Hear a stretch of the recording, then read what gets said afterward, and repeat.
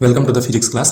आज के वीडियो का टॉपिक है आरटीएम नागपुर यूनिवर्सिटी के तहत BSc first year semester 2 physics paper 2 unit 1 gravitation के ऊपर एमसीक्यूज और उसके आंसर्स देखेंगे। यूनिवर्सिटी की तरफ से कुछ एग्जाम रिलेटेड इंस्ट्रक्शंस है जो कि हमने प्रीवियस वीडियोस में कवर कर ली है। तो जो भी समर एग्जाम होगी तो वो ऑफलाइन मल्टीपल बेस होगी। एग्जाम जो भी होने वाली है वो होम सेंटर में होगी, यानी कि स्टूडेंट के अपने कॉलेज में होगी। क्वेश्चन पेपर जो होगा उसमें 50 क्वेश्चन होंगे, उसमें से कोई भी 40 क्वेश्चन आपको सॉल्व करने होंगे। हर एक क्वेश्चन 2 मार्क के लिए पूछा जाएगा। एग्जाम का जो टाइम ड्यूरेशन होगा वो 90 मिनट या फिर 1.5 घंटे का होगा। और क्वेश्चन को जो भी ऑप्शन दिए गए हैं उसमें से जो भी करेक्ट ऑप्शन होगा उसके सामने राइट मार्क करना होगा। Question 1, each planet revolve around the sun in an elliptical orbit with sun at its focus is Kepler's. Option A first law, option B second law, option C third law, option D none of above. Correct answer is option A first law. तो Kepler's का first law क्या बताता है कि वो बताता है कि जो भी प्लैनेट्स है तो वो सन के सराउंडिंग में रिवॉल्व करते हैं, और जो सन होता है तो उसके 2 पोजीशंस होते हैं, 2 इलिप्टिकल ऑर्बिट में रिवॉल्व करते हैं। और जो सन होता है तो उसके 2 पोजीशंस हो सकते हैं इलिप्स के फोसाई पर। तो सन होगा वो किसी एक ही फोसाई पर रहेगा। Question 2, Kepler's first law is known as. Option A law of area, option B law of periods, option C law of orbits, option D law of gravity. Correct answer is option C law of orbits. क्योंकि first law क्या बताता है कि generally ये सभी planets का revolution बताता है जो कि इलिप्टिकल ऑर्बिट में सन के सराउंडिंग में होता है। तो यही केपलर्स का फर्स्ट लॉ है। Question 3, areal velocity of planets is constant is Kepler's. Option A first law, option B second law, option C third law, option D none of above. Correct answer is option B second law. तो Kepler's का second law क्या बताता है कि suppose मान लो कि सन है और प्लैनेट्स है, वहां से जो भी हम लाइन ड्रॉ करेंगे तो उसे हम रेडियल डिस्टेंस या रेडियल लाइन कहेंगे। और जो रेडियल लाइन है जो भी डिस्टेंस ट्रेवल करेगी, ठीक है, जो भी एरिया ट्रेवल करेगी तो वो एरिया कांस्टेंट होगा। ऐसे केपलर्स का सेकंड लॉ बताता है। यानी कि डायरेक्टली कहने का मतलब क्या है कि जो भी एरियल वेलोसिटी है, यानी कि area cover by the speed of particular planet, okay, so that aerial velocity is constant। यानी कि जब भी कोई प्लैनेट सन के नजदीक जाएगा तो वहां पर उसकी स्पीड बहुत ज्यादा होगी बिकॉज ऑफ द अट्रैक्शन, और जैसे ही दूर जाएगा तो उसकी स्पीड धीमी जाएगी। Question 4, Kepler's second law is known as. Option A law of area, option B law of period, option C law of orbits, option D law of gravity. Correct answer is option A law of area. अब यहां पर क्या हो रहा है कि जो भी प्लैनेट्स है तो वो सन के सराउंडिंग में रिवॉल्व करते रहते हैं। तो जब भी प्लैनेट्स सन के नजदीक आता है तो उसकी स्पीड अपने आप बढ़ जाती है, ठीक है, और जैसे ही दूर जाता है तो उसकी स्पीड कम हो जाती है। लेकिन जो एरिया होता है, जो एरियल वेलोसिटी होती है, तो वो हमेशा कांस्टेंट रहेंगी। तो जब भी कोई प्लैनेट सन के नजदीक आता है तो उस पोजीशन को, प्लैनेट के पोजीशन को पेरिहेलियन कहते हैं। और जब भी उससे दूर जाता है, कोई भी प्लैनेट सन से दूर जाता है, तो उस प्लैनेट की पोजीशन को अफेलियन कहते हैं। Question 5, the square of revolution period of planet around sun is proportional to cube of major axis of elliptical orbit is Kepler's. Option A first law, option B second law, option C third law, option D none of above. Correct answer is option C third law.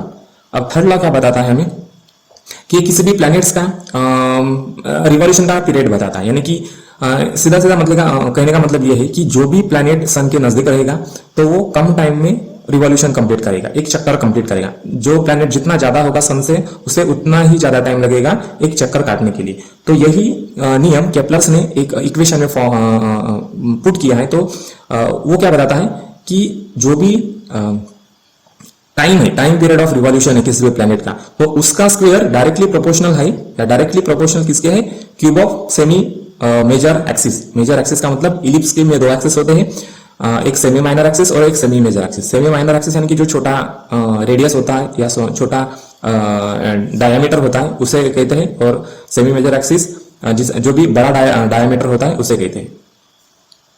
तो जब Kepler's ने plot किया cube of semi major axis along Y axis versus square of the orbital period of each planet, तो उसे एक straight line मिली, जिससे ये prove होता है कि जो भी प्लैनेट्स होते हैं एक ही लॉ अप्लाई यानी कि फॉलो करते हैं।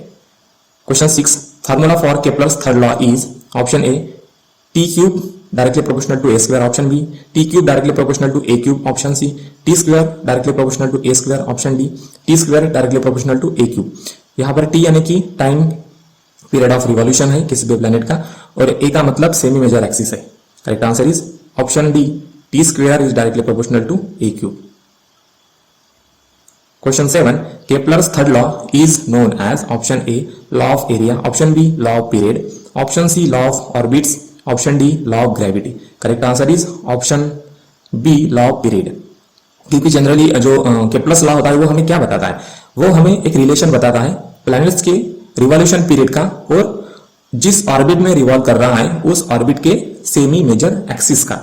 यानी कि इसका सीधा सीधा मतलब यह है कि हर एक प्लैनेट जो भी सन के सराउंडिंग में रिवॉल्व होगा तो जो नजदीक होगा उसका जो सेमी मेजर एक्सिस होगा वो कम होगा, तो साथ साथ इसलिए उसका जो टाइम पीरियड ऑफ रिवॉल्यूशन होगा वो भी कम होगा। Question 8. N astronomical unit AU is an average distance between option A sun and earth, option B earth and Mars, option C earth and moon, option D sun and moon। Correct answer is option A sun and earth। तो यहाँ पर figure में आप देख पा रहे होंगे कि जब भी हमें स्पेस में कोई भी डिस्टेंस मेजर करने होते हैं तो एक्चुअली जो भी सेलेस्टियल बॉडीज होते हैं तो वो बहुत ज्यादा दूरी पर होते हैं एक दूसरे से, तो हम किलोमीटर में उनको नाप नहीं सकते। तो इसलिए यहाँ पर एक एस्ट्रोनॉमिकल यूनिट यूज करते हैं जनरली, या फिर लाइट ईयर भी यूज करते हैं।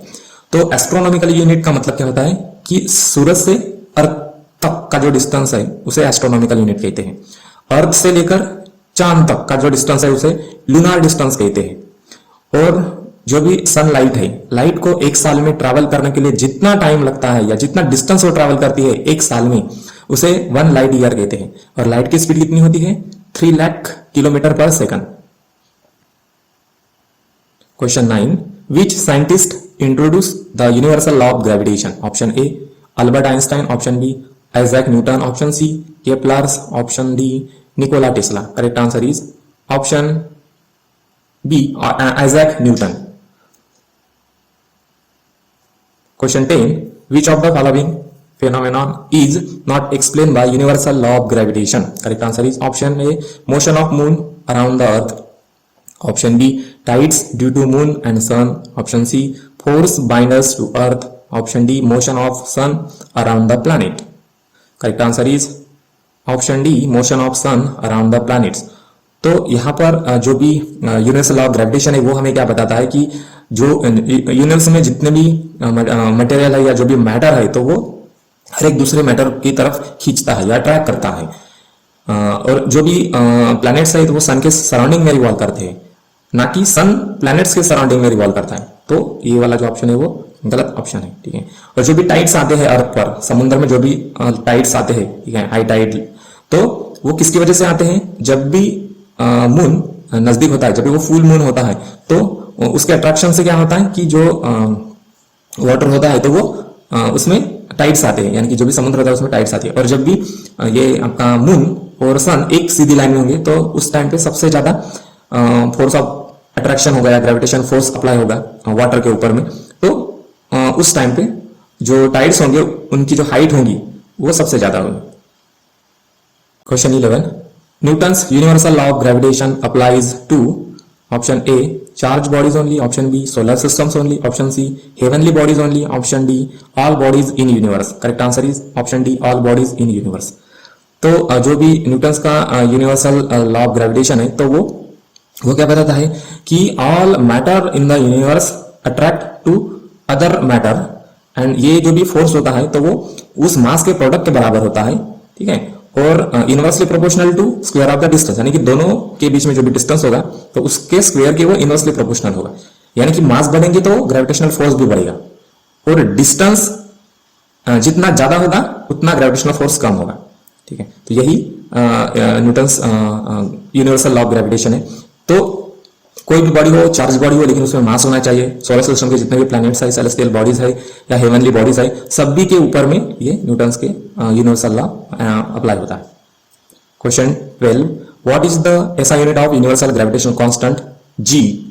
Option A newton centimetre square per gram square, option B metre per second square, option C newton per kilogram square, option D newton metre square पर kilogram. Correct answer is option D newton metre square पर kilogram square. यहाँ पर हमने कुछ quantity को tabulate किया है जिसमें फार्मूला एसआई यूनिट और सीजीएस यूनिट लिखा है। एसआई यूनिट यानी बड़ा यूनिट और सीजीएस यानी कि छोटा यूनिट होता है। तो जो भी कन्वेंट लगता है तो वो हम यूज करते हैं जनरली। तो जैसे कि ग्रेविटेशनल फोर्स, ये क्या है? ग्रेविटेशनल फोर्स चीजों को अपनी तरफ अट्रैक्ट करता है, सो उसे ही हम ग्रेविटेशनल फोर्स कहते हैं। यानी कि हर एक प्लैनेट्स को ग्रेविटेशनल फोर्स होता है, किसी को कम तो किसी को ज्यादा होता है। सन को सबसे ज्यादा है हमारे सोलर सिस्टम में। उसका formula F is equal to capital G divided by capital M divided by small r। तो कैपिटल G का मतलब होता है gravitational constant, universal gravitational constant, जो कि कांस्टेंट है। कैपिटल मास, कैपिटल M का मतलब होता है मास, जिस भी प्लैनेट का या जिस भी बॉडी का निकालना है। स्मॉल r का मतलब होता है डिस्टेंस बिटवीन टू बॉडीज। ठीक है, तो इसका ऐसा यूनिट क्या है? न्यूटन, क्योंकि ये फोर्स है इसलिए। इसका सीजीएस यूनिट क्या है? डाइन। ठीक है, gravitational field intensity next quantity है। ग्रेविटेशनल फील्ड इंटेंसिटी क्या बताती है कि जो भी ग्रेविटेशनल फोर्स है तो कितना पावरफुल है या कितनी उसकी स्ट्रेंथ है। तो सिर्फ ग्रेविटेशनल फील्ड इंटेंसिटी स्ट्रेंथ को दर्शाता है। तो इसका ऐसा यूनिट क्या है? न्यूटन पर किलोग्राम, क्योंकि यहाँ पे फोर्स पर मास है। तो फोर्स का यूनिट है न्यूटन और मास का यूनिट है किलोग्राम, या फिर हम मीटर पर सेकंड स्क्वायर भी लिख सकते हैं। ठीक है, तो सीजीएस यूनिट क्या है इसका? डाइन पर ग्राम। नेक्स्ट क्वांटिटी है हमारी ग्रेविटेशनल पोटेंशियल, जिसे हमने कैपिटल V से डिनोट किया है। तो ग्रेविटेशनल पोटेंशियल का मतलब क्या होता है कि जो भी चीजें ग्रेविटेशनल फील्ड में होती है तो उसमें एक पोटेंशियल आ जाता है। पोटेंशियल का मतलब उसमें एक एनर्जी आ जाती है टू डू वर्क।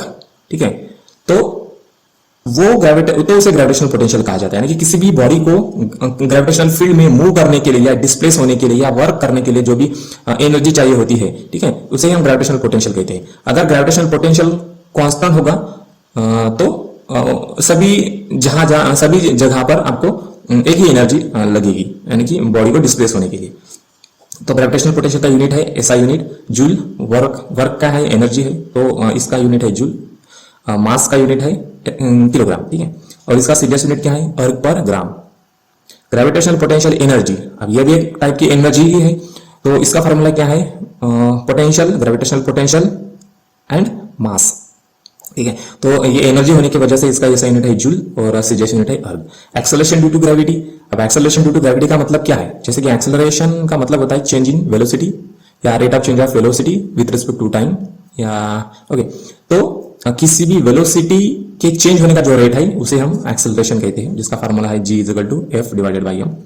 उसका ऐसा यूनिट है न्यूटन पर किलोग्राम या मीटर पर सेकंड स्क्वायर, और सीजीएस यूनिट है सेंटीमीटर पर सेकंड स्क्वायर।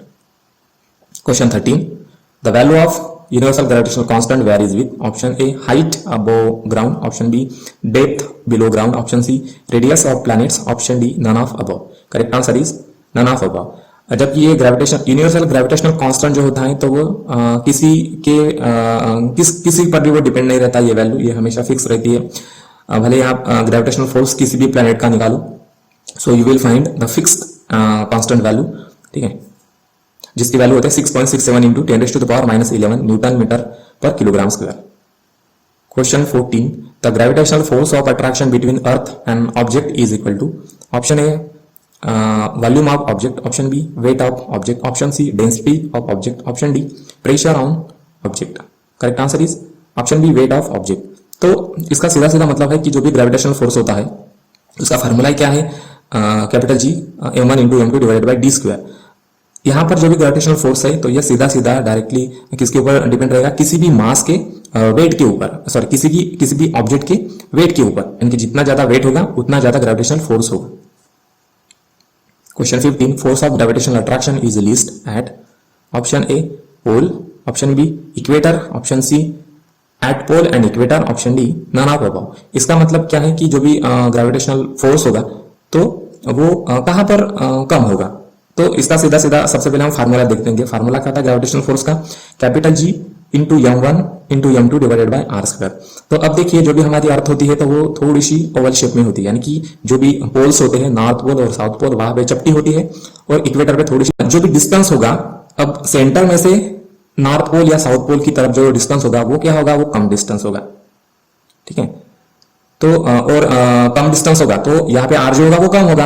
अगर r कम है तो फोर्स कितना होगा? ग्रेविटेशनल फोर्स वो ज्यादा होगा। लेकिन इक्वेटर पे देखो, इक्वेटर पे क्या होगा?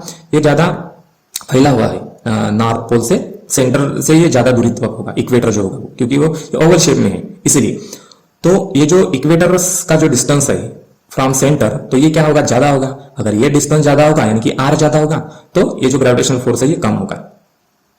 Question 16, the acceleration due to gravity g depends upon option A mass of object, option B radius of planet, option C remain constant, option D none of above. Correct answer is option B and option C radius of planet and mass of planet. तो acceleration due to gravity का मतलब क्या होता है, किसी भी चीज जो भी किसी प्लैनेट्स की तरफ अट्रैक्ट होगी तो उसके स्पीड चेंज होने का जो रेट है उसे हम एक्सेलरेशन ड्यू टू ग्रेविटी कहते हैं। ठीक है, तो इसका फॉर्मूला क्या है, small g is equal to capital G into capital M1 divided by R square. तो ये जो भी एक्सेलरेशन ड्यू टू ग्रेविटी है, तो आर का मतलब रेडियस, तो किसी भी प्लैनेट्स के रेडियस के बराबर और मास और रेडियस के पर डिपेंड रहेंगी। Question 17, what is the value of acceleration due to gravity G on earth? Option A 9.8 metre per second, option B 8.8 metre per second square, option C 7.8 metre per second square and option D 6.8 metre per second square. Correct answer is option A 9.8 metre per second square. तो ये जो 9.8 metre per second square है, तो ये acceleration due to gravity on earth है। ठीक है, अलग अलग प्लैनेट की अलग अलग रहेगी। तो एक्सेलरेशन ड्यू टू ग्रेविटी हमें क्या बताता है कि जो भी वेलोसिटी चेंज हो रही है किसी भी बॉडी की, जब वो अर्थ की तरफ अट्रैक्ट होंगी या मूव होंगी, तो वो जो रेट होगा वो 9.8 मीटर पर सेकंड होगा। हर एक सेकंड पर जो रेट चेंज होगा यानी कि जो वेलोसिटी चेंज होगी या स्पीड चेंज होगी, तो वो उसका जो रेट होगा स्पीड चेंज होने का वो होगा 9.8 metre per second. Question 18, the acceleration due to gravity is maximum at and minimum at option A equator and pole, option B pole and equator, option C south pole and north pole, option D none of above. Correct answer is option B pole and equator. यानी कि जो भी acceleration due to gravity होगी तो वो maximum कहां पर होगी, पोल पर, और मिनिमम कहां पर होगी, इक्वेटर पर। क्यों? क्योंकि जो भी ये अपना डिस्टेंस होगा सेंटर में से पोल तक, ये कैसा है, लेस डिस्टेंस है। अगर डिस्टेंस कम है तो ग्रेविटेशन फोर्स ज्यादा होगा, अगर ग्रेविटेशन फोर्स ज्यादा होगा तो उसका एक्सेलरेशन ड्यू टू ग्रेविटी या उसका जो वेलोसिटी चेंज होने का जो रेट होगा तो वो क्या होगा, ज्यादा होगा। ठीक है, क्योंकि फोर्स ज्यादा है तो एक्सेलरेशन ड्यू टू ग्रेविटी भी ज्यादा होगी। अब इक्वेटर में क्या होता है कि ये जो सेंटर में से इक्वेटर तक जो डिस्टेंस होता है वो क्या होता है, बहुत ज्यादा होता है, इसलिए ग्रेविटेशनल पुल वहां पर कम होता है या ग्रेविटेशनल फोर्स कम होता है। ठीक है, और दूसरी बात यह है कि जो भी नॉर्थ पोल और साउथ पोल होता है तो वो एक ही जगह पे रहते हैं, यानी उसमें कोई मूवमेंट नहीं होता है। ठीक है, तो क्योंकि उसी के एक्सिस में अर्थ रोटेट करती है और ये जो इक्वेटर होता है ये घूमता रहता है। ठीक है, तो उसका भी effect acceleration due to gravity पर होता है। तो इसलिए पोल पर सबसे ज्यादा ग्रेविटी या एक्सेलरेशन ड्यू टू ग्रेविटी की वैल्यू होती है और मिनिमम इक्वेटर पे होती है। Question 19, what will be the mass of earth in term of small g, capital R and capital G? Option A m e equal g into R square divided by capital G, option B m e equal small g into R upon capital G, option C m e equal capital G into R square upon small g, option D m e equal g square upon into R square upon capital G. Correct answer is option A m e equal small g into R square upon capital G. Question 20, intensity of the gravitational field inside the hollow spherical shell is option A maximum, option B minimum, option C 0, option D variable. Correct answer is option C 0। क्योंकि क्या होता है, देखो स्पीरिकल हालो shell का मतलब क्या होता है कि ऐसा स्पीयर, ये स्पीयर ही होता है लेकिन अंदर से क्या होता है, ये खोखला होता है यानी कि खाली होता है, और ये जो भी सरफेस होता है तो उसका कुछ एक पर्टिकुलर थिकनेस होता है। तो जब भी हम ग्रेविटेशनल फील्ड की जो इंटेंसिटी होती है जब हम निकालते हैं, ठीक है, इनसाइड या उसके सरफेस पर निकालते हैं तो वो रेडियस डिपेंडेंट होती है। ठीक है, तो इसलिए जो भी पोटेंशियल होगा, ग्रेविटेशनल पोटेंशियल, फील्ड का पोटेंशियल जो होगा तो वो सरफेस पर और इस बॉडी के अंदर में सेम ही होगा। इसका मतलब क्या है कि बॉडी के सरफेस पर और बॉडी के अंदर सेम पोटेंशियल है। अगर सेम पोटेंशियल है तो ग्रेविटेशनल फील्ड की जो इंटेंसिटी होगी वो क्या होगी, 0 होगी। Question 21, the gravitational field intensity at the center of the solid sphere of radius capital R is option A E equal to 0, option B E equal to minus gm upon r square, option C E equal minus gm upon small r square, option D E equal gm upon small r square. Correct answer is option A E equal 0। तो अब देखो कि यहाँ पर जो भी gravitational field intensity हमने जैसे पहले हॉलो स्फीयर में निकाला वैसे हम सेंटर पे निकालेंगे सॉलिड स्फीयर के। तो इसकी इंटेंसिटी 0 क्यों रहेंगी? क्योंकि इंटेंसिटी के फार्मूले में क्या आता है? आर आता है, यानी कि डिस्टेंस, ठीक है, रेडियस ऑफ द स्फीयर। तो जब हम सेंटर पे निकालेंगे तो रेडियस कितना होगा? 0 होगा। अगर डिनोमिनेटर में 0 की वैल्यू आर की जगह पे 0 पुट कर देंगे, ठीक है, तो जो भी ई आएगा, ठीक है, तो वो क्या हो जाएगा? 0 हो जाएगा। यहाँ पर जो भी ऑब्जेक्ट्स है तो उसके ग्रेविटेशनल पोटेंशियल और ग्रेविटेशनल फील्ड इंटेंसिटी के वैल्यूज और उसके फार्मूलाज हमने अलग अलग जगह पर टैबुलेट किए हैं। जैसे कि देखो कि अगर स्फीयर होगा, स्फीयर का शेल होगी, ठीक है, यानी कि स्फीयर है, अंदर से खोखला है यानी खाली है, जिसका रेडियस कैपिटल आर है। तो अगर हम ग्रेविटेशनल पोटेंशियल आउटसाइड निकालेंगे at a distance small r, तो उसका फॉर्मूला क्या होगा? V is equal to minus capital GM divided by small r. वैसे सरफेस पर निकालेंगे तो क्या होगा? V is equal to minus GM divided by capital R. और अंदर निकालेंगे तो क्या होगा? V is equal to minus capital GM divided by capital R, ठीक है। तो उसी तरह से ग्रेविटेशनल फील्ड इंटेंसिटी हम स्फीरिकल शेल में आउटसाइड निकालेंगे तो क्या होगा? E is equal to GM upon R square, ठीक है। और उसके अंदर निकालेंगे तो वो होगा 0। उसी तरह से सॉलिड स्फीयर के अंदर में भी निकालेंगे तो वो भी होगा 0। Question 22, if the distance between centre of the two bodies reduce to half the gravitational force will be option A half, option B 2 times, option C 4 times, option D remains same. Correct answer is option C 4 times. यहाँ पर हमने फिर से एक diagram में tabulate किया है कि जैसे कि अगर मास कम ज्यादा होता है तो फोर्स के ऊपर में क्या इफेक्ट होगा, और डिस्टेंस कम ज्यादा करते हैं तो फोर्स के ऊपर क्या इफेक्ट होगा। तो हम यहाँ पर क्या कर रहे हैं कि जो भी डिस्टेंस है, ठीक है, तो हम आधा कर रहे हैं। तो जब भी हम डिस्टेंस को आधा करेंगे तो जो भी ग्रेविटेशनल फोर्स होता है वो 4 टाइम्स बढ़ेगा। Question 23, what is the force of gravity experienced bye an object at the centre of the earth? Assume that Earth is perfectly spherical. Option A 2 Newton, option B 1 Newton, option C 0 Newton, option D 9.8 Newton. Correct answer is option C 0 Newton. तो अब हमें क्या करना है? अभी यहाँ पर gravitational force निकालना है। जैसे कि यहाँ पर पहले हमने बताया है कि जो भी ग्रेविटेशनल फोर्स होगा सेंटर पे तो वो कितना होगा? 0 होगा। क्यों 0 होगा? क्योंकि जो भी डिस्टेंस होगा तो ये अल्टीमेटली 0 हो जाएगा। अगर डिस्टेंस 0 हो गया तो वहां पर कुछ भी फोर्स अप्लाई नहीं होगा, यानी कि ग्रेविटेशन फोर्स क्या हो जाएगा? टोटली 0 हो जाएगा। Question 24, acceleration due to gravity on the moon surface is 1.67 metre per second square and radius R equal 1.74 into 10⁶ metre. Calculate its mass. Option A 9.5 into 10⁻25 kilogram, option B 8.5 into 10⁻18 kilogram, option C 6.5 into 10⁻20 kilogram, option D 7.5 into 10⁻22 kilogram. Correct answer is option D 7.5 into 10⁻22 kilogram. इस numerical को solve करने के लिए सबसे पहले हम यहाँ पर जो भी गिवन है वो लिख लेंगे। जैसे कि यूनिवर्सल ग्रेविटेशनल कांस्टेंट की वैल्यू है वो 6.67 into 10⁻11 न्यूटन मीटर स्क्वायर पर किलोग्राम स्क्वायर है। Acceleration due to gravity of earth 9 जो कि मून है वो है 1.67 metre per second square. Radius है मून का दिया गया है 1.74 into 10⁻6 मीटर है। अब हम न्यूटन्स लॉ ऑफ ग्रेविटेशन का जो फार्मूला है वहां से gravitational acceleration due to gravity का फार्मूला यूज करने वाले हैं यहाँ पर, जो कि small g is equal to capital G D into capital M divided by R square है। यहाँ से हम मास कैलकुलेट करने के लिए इसे मास के फार्मूले में कन्वर्ट कर देंगे, जो कि होगा m is equal to R square into small g divided by capital G। यहाँ पर वैल्यू पुट कर देंगे फार्मूला में, तो फाइनली जो भी मास होगा सन का वो हम मिलेगा हमें 7.5 into 10⁻22 kilogram. Question 25, calculate the gravitational potential due to a point mass of 400 kilogram at a distance of 5 meter. Option A 0.10667 into 10⁻⁻9 joule per kilogram. Option B 10.667 into 10⁻⁻9 joule per kilogram. Option C 1.0667 into 10⁻⁻9 joule per kilogram. Option D 106.67 into 10⁻⁻9 joule per kilogram. Correct answer is option C 1.0667 into 10⁻⁻9 joule per kilogram. जो कि मास दिया गया है वो 10 kilogram है। Distance है r equal 5 metre.